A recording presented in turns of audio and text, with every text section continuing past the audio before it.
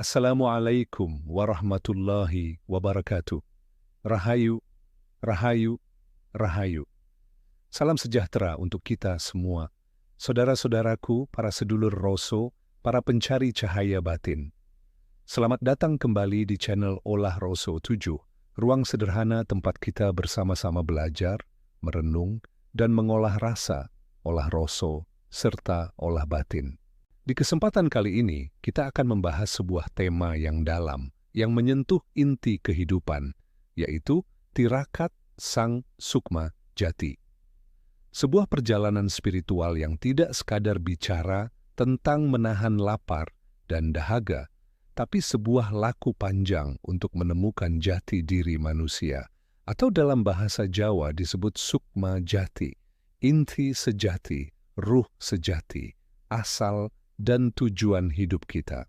Mari kita duduk tenang, tarik napas perlahan, dan biarkan hati kita terbuka untuk menerima pesan-pesan kehidupan yang akan kita renungkan bersama. Saudaraku semua, kata tirakat mungkin sudah sering kita dengar, terutama dalam tradisi Jawa. Tirakat sering dipahami sebagai laku prihatin, menahan diri, berpantang, atau menjalani tapa brata. Tapi tirakat bukan sekadar ritual lahiriah. Tirakat sejati adalah sebuah jalan untuk membersihkan jiwa, meredam hawa nafsu, dan membuka jalan bagi cahaya Roso untuk menyinari batin. Dalam tradisi kejawen, tirakat bisa berupa puasa mutih, hanya makan nasi putih dan air putih, ngebleng, tidak makan, tidak minum, tidak tidur, tidak keluar kamar, atau tirakat sederhana, mengurangi tidur, mengurangi bicara, mengurangi kesenangan duniawi. Semua itu intinya sama, merapikan hati agar semakin halus, agar kita bisa mendengar bisikan sukma jati di dalam diri kita. Dalam tasawuf ada laku yang mirip, yaitu riyadah. Para sufi menempuh jalan latihan spiritual dengan puasa, zikir, dan ibadah malam. Semua dilakukan untuk menundukkan ego, supaya yang bersinar hanyalah cahaya Allah dalam diri. Jadi baik kejawen maupun tasawuf, tirakat itu bukan sekadar pantangan. Tirakat adalah jalan menuju kesadaran sejati.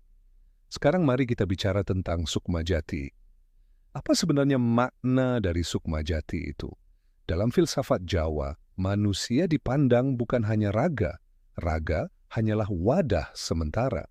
Yang sejati ada di dalam sukma, roh, jiwa yang menjadi inti kehidupan kita. Sukma jati adalah kesadaran tertinggi, jati diri sejati, yang terhubung langsung dengan Sang Hyang Tunggal, Tuhan yang Maha Kuasa. Leluhur Jawa sering menyebutnya dengan ungkapan, sangkan paraning dumadi. Artinya kita harus selalu ingat dari mana kita berasal dan kemana kita akan kembali.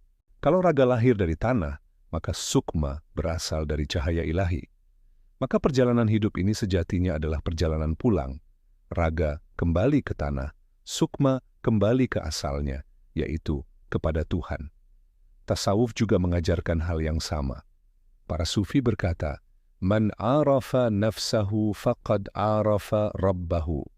Barang siapa mengenal dirinya, maka ia akan mengenal Tuhannya. Inilah inti dari sukma jati, mengenal diri sejati, agar kita bisa mengenal Sang Maha Sejati. Saudaraku semua, kalau kita ingin bertemu dengan sukma jati, maka jalan yang harus ditempuh adalah tirakat. Karena tanpa tirakat, jiwa kita akan penuh kabut, tertutup oleh hawa nafsu, kesibukan dunia, dan ego yang menumpuk. Bayangkan seperti sebuah cermin. Kalau cermin penuh debu, penuh kotoran, maka cahaya tidak bisa dipantulkan dengan jernih. Begitu pula hati manusia. Tanpa tirakat, hati kita keruh, tidak mampu memantulkan cahaya ilahi. Dengan tirakat, kita membersihkan cermin hati. Kita mengikis sedikit demi sedikit kera ego. Kita menyingkirkan kabut keserakahan, kesombongan, kemarahan, dan keinginan duniawi yang berlebihan. Lalu, ketika hati sudah bening, disitulah sukma jati muncul, bersinar, memandu kita pulang kepada Sang Pencipta. Ada hal yang menarik, saudara-saudara. Kalau kita perhatikan, tirakat dalam kejawen dan riadah dalam tasawuf punya banyak kesamaan. Puasa, dalam kejawen ada puasa mutih, ngerowot atau ngeblank. Dalam tasawuf ada puasa sunnah, ada puasa Daud, bahkan para sufi sering berpuasa panjang untuk mendidik jiwa. Menyepi kejawen mengenal semedi, menyepi di tempat sunyi. Tasawuf mengenal khalwat, uzlah, yaitu menyendiri untuk berzikir dan merenung. Mengurangi tidur dalam kejawen ada tirakat begadang, melek semalam suntuk untuk tapa berata. Dalam tasawuf ada qiyamul lail, syalat malam, tahajud, zikir hingga fajar. Pengendalian hawa nafsu kejawen mengajarkan laku prihatin, hidup sederhana, nrimo ing pandum. Tasawuf mengajarkan zuhud, hidup tidak terpaut pada dunia, tapi hatinya hanya terpaut pada Allah. Semua ini menunjukkan bahwa meskipun lahir dari tradisi berbeda, kejawen dan tasawuf seakan berjalan di jalur yang sama, mendidik jiwa agar halus, agar manusia bisa sampai pada hakikat hidupnya. Untuk lebih memahami, mari kita melihat kisah para wali dan leluhur yang menempuh jalan tirakat. Kita tahu kisah Sunan Kalijaga, salah satu wali Songko. Beliau dikenal menjalani tirakat yang sangat panjang, bahkan bertahun-tahun, duduk bersemedi di tepi sungai, merenung, membersihkan jiwa, hingga akhirnya mencapai pencerahan. Setelah itu, beliau menjadi wali besar yang membawa Islam dengan cara penuh kearifan budaya Jawa. Ada juga kisah Syekh Siti Jenar, seorang tokoh kontroversial. Beliau menempuh jalan spiritual yang sangat dalam, hingga berani bicara tentang manunggaling kawula Gusti, bersatunya manusia dengan Tuhan. Meski banyak yang menentang, tapi ajarannya tetap menginspirasi tentang keberanian menembus batas lahiriah. Dalam tasawuf, kita kenal Rabi'ah Al-Adawiyah, seorang perempuan sufi besar. Tirakatnya luar biasa, hidupnya penuh kesederhanaan dan cintanya hanya kepada Allah. Beliau mengajarkan konsep cinta ilahi yang murni, tanpa pamrih surga atau takut neraka. Kita juga mengenal Jalaluddin Rumi, penyair sufi yang laku, tirakatnya melahirkan syair-syair penuh cinta dan keindahan. Bagi Rumi, tirakat bukan sekadar menahan diri, tapi juga menari bersama irama cinta Allah. Semua kisah ini menunjukkan satu hal. Tirakat adalah pintu menuju sukma jati, pintu menuju kesadaran tertinggi, di mana manusia kembali menemukan siapa dirinya dan siapa Tuhannya. Saudara-saudaraku semua, kalau kita hanya melihat tirakat sebatas ritual lahir, maka tirakat bisa terasa berat, bahkan kadang dianggap aneh. Tapi bila kita menyelami makna filosofisnya, kita akan melihat betapa dalamnya laku ini. Tirakat dalam falsafah Jawa dipandang sebagai laku pengendalian diri. Manusia itu pada dasarnya punya hawa nafsu yang seringkali liar. Ingin makan enak, ingin tidur panjang, ingin dihormati, ingin berkuasa. Kalau semua keinginan itu dituruti, manusia bisa tersesat, lupa akan asal-usulnya. Maka tirakat hadir untuk menjinakkan nafsu. Dengan menahan diri, manusia belajar untuk tidak diperbudak oleh keinginan ragawi. Dari situlah roso atau rasa sejati bisa tumbuh dengan lebih murni. Filosofi ini selaras dengan ajaran tasawuf. Para sufi menyebut hawa nafsu sebagai nafs ammarah, jiwa yang selalu mengajak pada keburukan. Melawan nafsu dianggap sebagai jihad akbar, perang terbesar dalam hidup manusia. Dan senjatanya adalah riadah atau latihan spiritual. Maka, tirakat bukan sekadar menyiksa diri. Tirakat adalah jalan pembebasan, membebaskan diri dari jerat hawa nafsu, agar jiwa kita bisa kembali pada fitrah sejati. Tahapan-tahapan tirakat. Dalam tradisi leluhur, tirakat bukan sesuatu yang dilakukan sembarangan. Ada tahapan-tahapan yang biasanya ditempuh oleh seorang penempuh jalan spiritual. Laku prihatin, ini tahap dasar. Hidup sederhana, tidak berlebihan, tidak mengikuti hawa nafsu. Dalam bahasa Jawa, ngurangi mangan, ngurangi ngombe, ngurangi turu, ngurangi omong. Artinya, kurangi makan, kurangi minum, kurangi tidur, kurangi bicara. Dengan begitu, hati menjadi lebih peka. Laku puasa, macamnya banyak. Puasa mutih, hanya makan nasi putih dan air putih. Puasa ngerowot, makan buah-buahan. Puasa ngebleng, tidak makan, tidak minum, tidak tidur, tidak keluar kamar. Atau puasa Senin, Kamis. Semua ini melatih kesabaran dan ketabahan, sekaligus membersihkan tubuh dan jiwa. Laku menyepi. Ini adalah tahap di mana seseorang menjauh dari keramaian, melakukan semedi atau tapa brata di tempat sunyi. Tujuannya bukan untuk lari dari dunia, melainkan agar bisa lebih fokus mendengar suara hati dan cahaya batin. Laku penerimaan. Setelah melewati berbagai pantangan, seseorang belajar menerima hidup dengan lapang dada. Dalam kejawen disebut nerimo ing pandum. Inilah tahap di mana hati menjadi ikhlas, pasrah, dan ridho terhadap apapun yang datang dari Tuhan. Laku penyatuan, inilah puncaknya. Manusia mulai merasakan kehadiran sukma jati dalam dirinya. Ia sadar bahwa dirinya bukan sekadar raga, bukan sekadar keinginan, melainkan pancaran cahaya dari Yang Maha Sejati. Dalam kejawen disebut manunggaling kawula Gusti, sedangkan dalam tasawuf disebut fana fillah. Tahapan ini menunjukkan bahwa tirakat adalah sebuah proses, tidak ada hasil instan. Semua butuh waktu, kesabaran, dan ketekunan. Sangkan Paraning Dumadi, saudaraku, mari kita masuk pada falsafah Jawa yang dalam. Sangkan Paraning Dumadi, artinya asal dan tujuan segala yang ada. Leluhur Jawa selalu menekankan pentingnya mengingat dari mana kita berasal dan kemana kita akan kembali.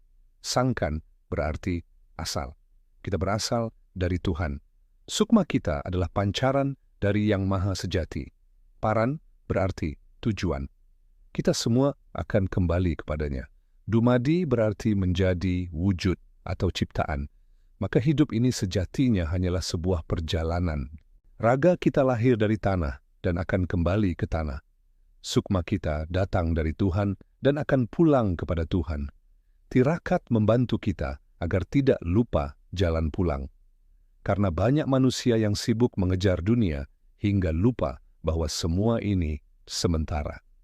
Tirakat mengingatkan kita, jangan terlena oleh singgah di tengah jalan, tapi teruslah melangkah menuju tujuan sejati.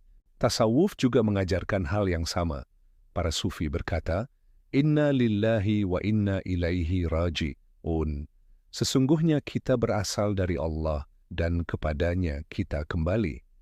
Kisah leluhur Jawa, tirakat yang menggetarkan saudara-saudaraku. Mari kita resapi kisah-kisah tirakat para leluhur Jawa yang luar biasa. Prabu Brawijaya Fitsah diceritakan dalam sejarah bahwa raja terakhir Majapahit ini, ketika melihat keruntuhan kerajaannya, memilih untuk menempuh jalan spiritual. Beliau meninggalkan kemewahan istana, menjalani tapa brata, hingga akhirnya diyakini moksa lebur dengan alam semesta. Sabdo Palon dan Noyo Genggong. Kedua tokoh spiritual ini dikenal sebagai penasehat rohani di masa akhir Majapahit. Mereka menjalani laku batin yang dalam, menjaga spiritualitas Jawa ketika zaman berganti. Kisah mereka penuh dengan simbol tirakat dan pengabdian.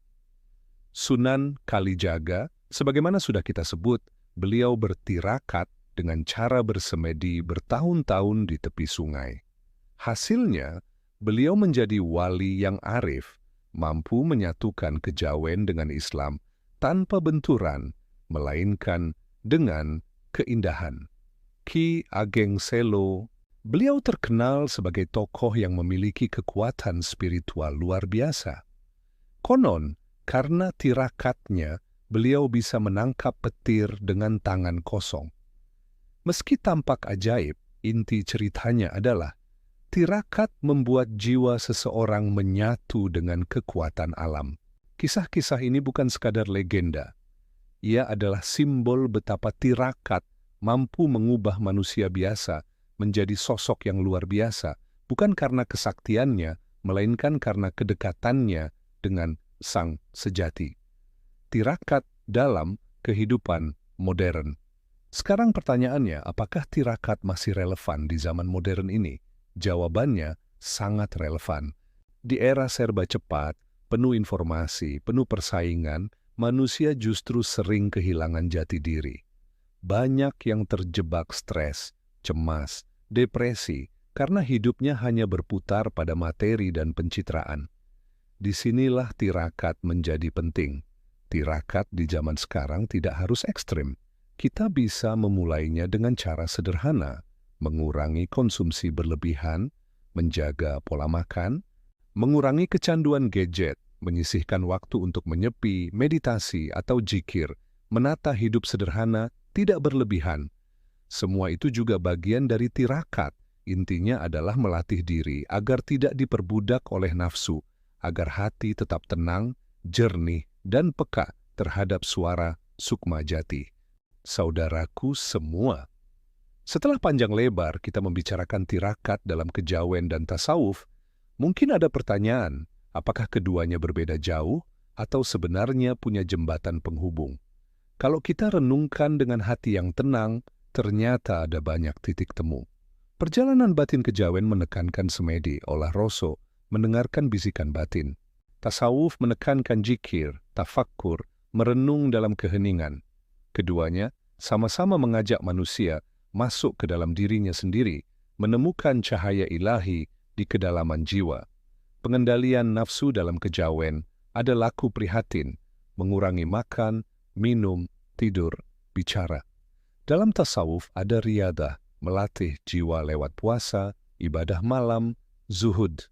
Intinya sama, menjinakkan hawa nafsu agar hati menjadi bening. Kesatuan dengan Tuhan kejawen mengenal manunggaling kaula Gusti, lebur antara hamba dan Gusti. Tasawuf mengenal fana fillah, lenyapnya ego dalam kehendak Allah. Dua istilah yang berbeda, tapi maknanya sama. Melebur diri agar hanya kehendak ilahi yang hidup dalam kita. Harmoni hidup. Kejawen mengajarkan keseimbangan jagat cilik, mikrokosmos, dan jagat gede, makrokosmos. Tasawuf mengajarkan hidup selaras dengan sifat-sifat Allah, menjadi rahmat bagi sesama. Keduanya sama-sama menekankan keseimbangan, bukan ekstrim. Inilah bukti bahwa kejawen dan tasawuf ibarat dua sungai yang mengalir dari arah berbeda, tapi bermuara pada lautan yang sama. Perbedaan yang tetap ada. Namun, saudara-saudara, meskipun banyak titik temu, kita juga harus jujur bahwa ada perbedaan, dan itu wajar. Sumber ajaran kejawen bersumber dari kearifan lokal Jawa dengan pengaruh animisme, Hindu-Buddha, lalu Islam. Tasawuf bersumber langsung dari Al-Quran dan hadis, serta pengalaman para sufi. Simbol dan ritual kejawen banyak memakai simbol budaya, sesaji, wayang, tembang, pusaka. Tasawuf lebih sederhana, zikir, doa, salat, wirid. Penyebutan Tuhan kejawen memakai istilah Sang Hyang Tunggal, Kang Maha Kuasa, atau Sangkan Paraning Dumadi. Tasawuf jelas menyebut Allah dengan Asmaul Husna yang tertulis dalam wahyu. Orientasi laku kejawen lebih fleksibel, sinkretis, menerima banyak pengaruh. Tasawuf lebih terikat syariat Islam, jelas batas halal haramnya. Perbedaan ini tidak untuk dipertentangkan, melainkan dipahami. Karena sejatinya, bahasa boleh berbeda, simbol boleh berbeda, tapi inti rohnya tetap sama. Mencari jalan pulang menuju yang maha sejati. Penyatuan di tanah Jawa yang menarik, di tanah Jawa, kejawen dan tasawuf justru tidak bertabrakan. Keduanya bersatu dengan sangat indah. Para wali songo mengajarkan Islam dengan cara yang bijak. Mereka tidak merusak budaya Jawa, tapi meresapinya, lalu mengisi dengan ruh tauhid. Wayang, gamelan, tembang, semua dijadikan media dakwah. Sunan Kalijaga misalnya, memakai wayang untuk menyampaikan pesan moral. Sunan Bonang memakai suluk dan tembang Jawa. Sunan Kudus bahkan menghormati tradisi Hindu dengan tidak menyembelih sapi di daerah Kudus. Selain itu, tarekat-tarekat sufi juga berkembang di Jawa, Qadiriyah, Naqsyabandiyah, Syattariyah, dan lain-lain. Para kiai di pesantren mengajarkan jikir, wirid, riyadah yang sejatinya mirip dengan laku semedi dan tirakat Jawa. Dari sinilah lahir tradisi khas Jawa Islami, tahlilan, selametan, kenduri, ziarah kubur. Semua ini adalah hasil pertemuan manis antara kejawen dan tasawuf. Relevansi zaman modern. Saudaraku semua, mungkin ada yang bertanya, apakah laku tirakat ini masih relevan di zaman modern, di era teknologi, AI, dan digital yang serba cepat? Jawabannya sangat relevan. Justru di era ini, manusia makin mudah kehilangan jati diri. Banyak orang sibuk mengejar uang, popularitas, likes, dan views, tapi hatinya kosong. Banyak yang tampak sukses di luar, tapi gersang di dalam. Tirakat menjadi oase. Tirakat mengajarkan hidup sederhana, tidak berlebihan. Tirakat melatih kesadaran, mindfulness ala Nusantara. Tirakat menyambungkan kita dengan alam, dengan diri sendiri, dan dengan Tuhan. Tidak perlu tirakat ekstrim. Di zaman sekarang, cukup batasi konsumsi gadget, biasakan puasa sunnah, sisihkan waktu menyepi tanpa distraksi, belajar tidur secukupnya, bangun untuk tahajud, hidup dengan kesadaran, bukan dengan nafsu. Itulah tirakat modern. Intinya sama, mengendalikan diri, menemukan sukma jati, lalu menyatu dengan sang sejati. Pesan moral. Dari semua pembahasan ini, ada beberapa pesan penting yang bisa kita bawa pulang. Kenalilah dirimu, maka engkau akan mengenal Tuhanmu. Tirakat adalah jalan mengenal diri. Karena dengan mengenal diri, kita akan tahu siapa Tuhan yang sejati. Jangan diperbudak dunia. Dunia hanyalah singgah sebentar. Jangan sampai kita lupa tujuan pulang. Ambil esensi, jangan terjebak simbol. Baik kejawen maupun tasawuf punya banyak simbol, tapi yang terpenting adalah rohnya, bukan kulitnya. Hidup adalah perjalanan pulang. Ingat selalu sangkan paraning dumadi. Kita berasal dari Tuhan dan kita pasti kembali kepadanya.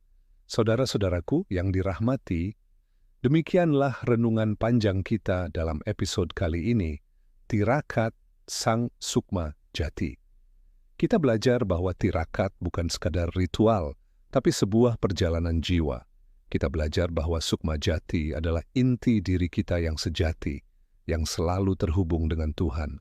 Kita juga belajar bahwa kejawen dan tasawuf, meski berbeda bahasa, sejatinya berjalan di jalan yang sama, jalan kembali pada sang sejati. Semoga apa yang kita bicarakan malam ini bisa menjadi pelita bagi hati kita. Semoga tirakat kita, sekecil apapun bentuknya, bisa mengantar kita pada ketenangan jiwa dan kedekatan dengan Tuhan. Terima kasih sudah setia menyimak di channel Olah Roso 7. Mari kita tutup dengan doa sederhana. Ya Allah, ya Sang Maha Sejati, beningkan hati kami, lapangkan jiwa kami, kuatkan langkah kami, jadikan tirakat kami jalan menujumu. Jadikan hidup kami cahaya bagi diri sendiri, keluarga, dan sesama. Wassalamualaikum warahmatullahi wabarakatuh. Rahayu, rahayu, rahayu. Salam sejati untuk kita semua.